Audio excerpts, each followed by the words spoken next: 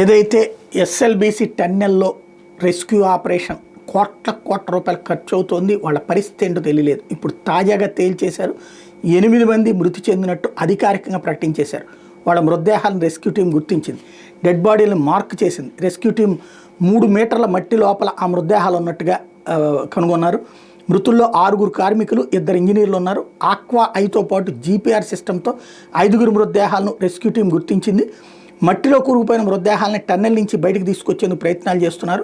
మరో 3 మృతదేహాలు కనుగొనేందుకు ప్రయత్నిస్తున్నారు. మృతదేహాలను టన్నెల్ నుంచి బయటకు తీసుకొచ్చేందుకు ప్రయత్నాలు చేస్తున్నారు. అదే సందర్భంలో ఐఐటి మద్రాస్కి చెందిన నిపుణుల బృందం ఈ చివరిలో కీ రోల్ పోషించింది. గ్రౌండ్ పెనిట్రేటింగ్ రాడార్ అనే ఒకటి ఉంది వాళ్ళ దగ్గర టెక్నాలజీ.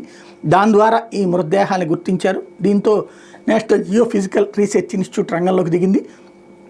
భూమిలో కూరుకుపోయిన వాళ్ళ స్థితిని తెలుసుకునేందుకు అత్యాధునికమైన టెక్నాలజీని ఉపయోగిస్తుంది. జీరో గ్రావిటీ పెనట్రేటింగ్ రాడార్ టెక్నాలజీని ఉపయోగించి భూమిలోకి తొలగిపోయిన వాళ్ళని గుర్తించేందుకు ప్రత్యేక బృందం శ్రమిస్తుంది. ప్రాణాలతో వస్తారనుకున్న వాళ్ళ మృతదేహాలు బయటపడడంతో టన్నెల్ దగ్గర ఇప్పుడు విషాద ఛాయలు నెలకొన్నాయి.